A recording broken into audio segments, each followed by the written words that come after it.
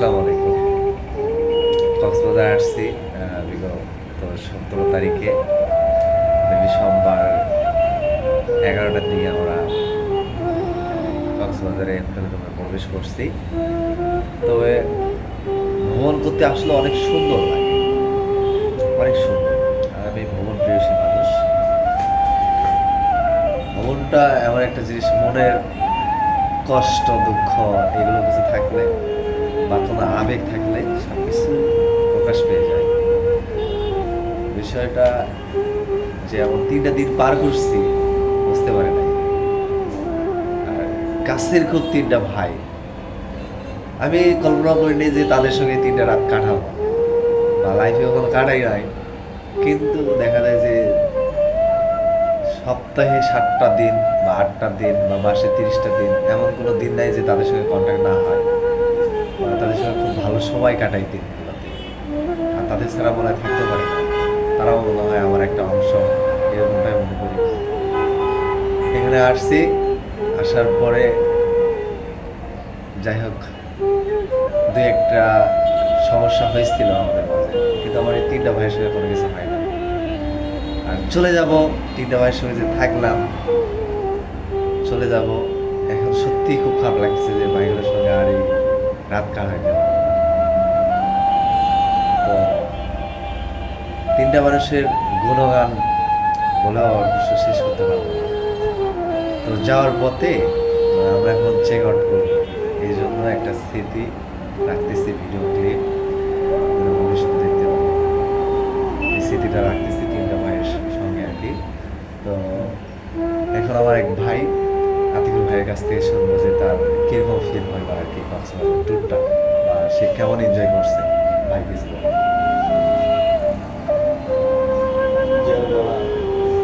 খুব ভালো এনজয়, ভালোভাবে এনজয় করছি। আপনার সমুদ্রটা কেমন লাগছে?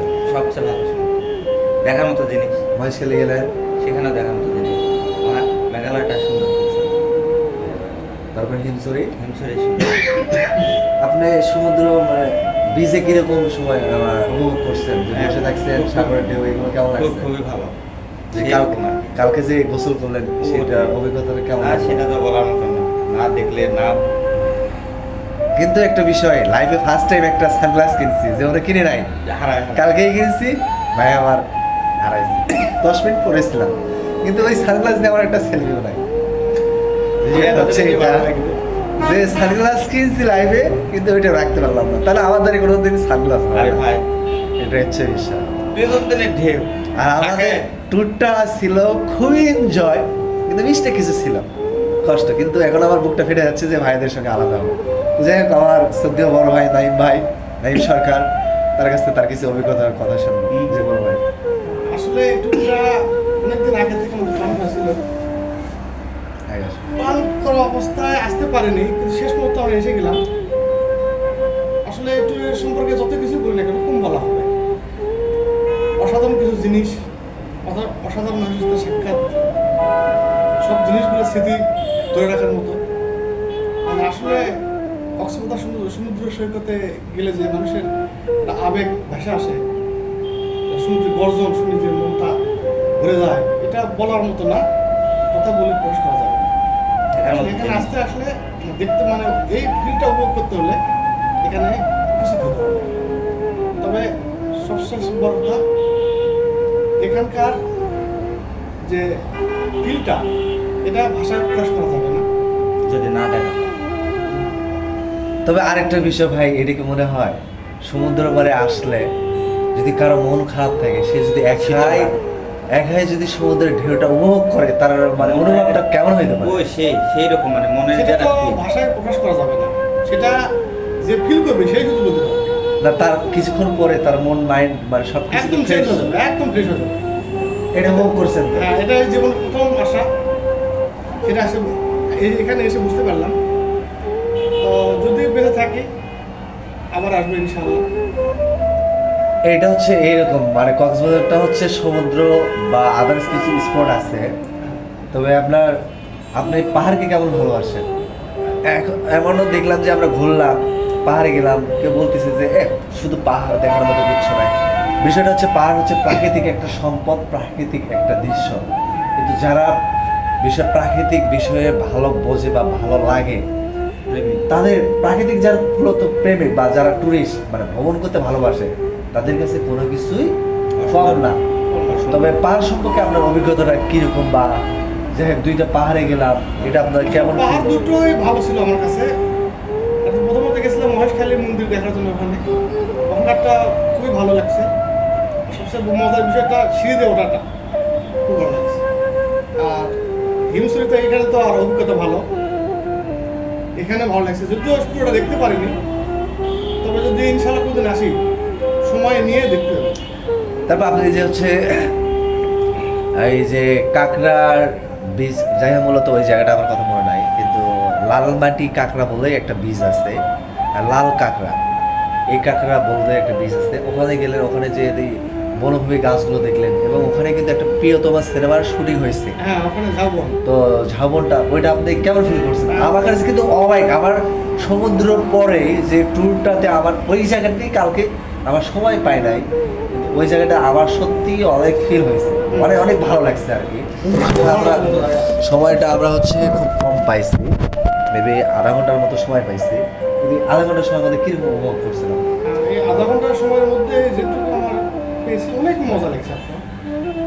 তো যাই হোক, সব কিছু মিলেই ভালো লাগছে। কিন্তু একটা কথা বিষয় হচ্ছে কি, আমরা যে কজন আসছি সবারই টাইমলেস, বিষয়টা হচ্ছে টাইমকে মেনটেন করতে পারি নাই। আর 10টা মানে ভাইদের হচ্ছে প্রথম অভিজ্ঞতা, আর আমার অভিজ্ঞতা ছিল, কিন্তু এখানে এসে মানে এই ট্যুরটাতে মনে হয় যে আমার কোনো অভিজ্ঞতাই নাই। আমরা একটা ঘর ব্যাসের মধ্যে ছিলাম, তো এটা আমাদের উচিত হয় নাই, তবে যাই হোক সেগুলো আর নাই বলি। আর অসুস্থ আমি একটু ছিলাম, তবে আমি জানি আমার জানা মতে আমার এই দুইটা ভাই, আমরা 3 ভাই মোটামুটি ভালো এনজয় করছি, মোটামুটি ভালো এনজয় করছি আর কি। তবে একটা বিষয় হচ্ছে কি, আমাদের মধ্যে বিষয়টা ছিল খাবারের একটু প্রবলেম। নিরামিষ। এই জিনিসটা খুবই কষ্টদায়ক বিষয় ছিল, যে ট্যুরে আসলে দেখা যায় যে একটা টিম থাকে, টিমে দেখা যায় যে যেটা সিলেক্ট হয় ওইটাই খাওয়া হয় আর কি। কিন্তু আমাদের এই ট্যুরটাতে এরকমটা ছিল না, যা যেটা ইচ্ছে। মানে বিভিন্ন প্রজাতির মানুষ ছিলাম, মানে যে আমরা যে মুসলিম, এরকমটা মুসলিমই ঠিক আছে, কিন্তু প্রজাতিরই ছিলাম। আরে ভাই, কারো গরুর মাংস খাওয়া যাবে না, মানে কেউ কাঁকড়া খাওয়া যাবে না। অসুস্থ, ঠিক আমার আছে। নানা যদি কাঁকড়া খায় আমাকে খেতে হবে, আমি কিভাবে খাবো? কাঁকড়াটা হচ্ছে কক্সবাজার যে ব্যক্তি ভোরে আসে সে যদি কাঁকড়াটাই না খায়, মানে কাঁকড়াটা এখানকার হচ্ছে একটা ইউনিক বিষয়। আমার গরুর বিফ বা হচ্ছে খাসির মাংস, মাছ, সামুদ্রিক মাছ আমাদের এলাকায় নাই পাই, কি মাছ?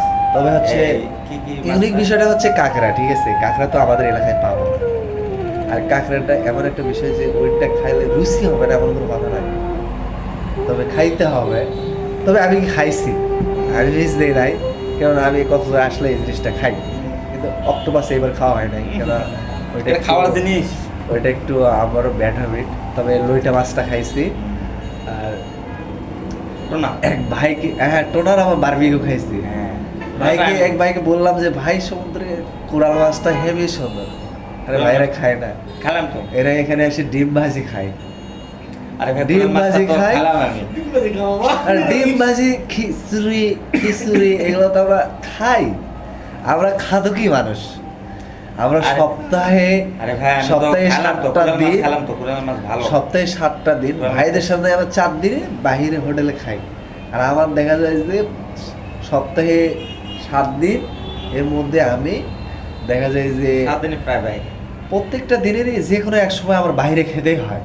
তাহলে আমি যদি বাইরে খাই, দেখা যাচ্ছে যে আমি গরুর মাংসটা খাচ্ছি, আমার তো ডাল ভাজিতে আর ভাত খাই না। তো এখানে এসে যে গরুর মাংসই খাই, তারা তো হলো না, ইউনিক কিছু তো খাইতে হবে। তবে আমার বড় ভাইয়ের সমস্যা না, উনি আবার মাছের কাঁটানো ভয় করে। আরে ভাই, মাছে তো একটু কাঁটা থাকবেই, আর এখানে যেগুলো মাছ রান্না হয় এগুলো মাছ, ছোটো মাছ তো রান্না হয় না। ভাই বোঝে বাসায় হচ্ছে ছোট জাউ মাছ, মানে বাটা মাছ, ছোট মিরিকা মাছ, এগুলো তো কাটা থাকবে। সামুদ্রিক মাছ তো সামুদ্রিক কাটা মাছে থাকে না। কাটা নাই, এটা তো বাস্তব। হুম।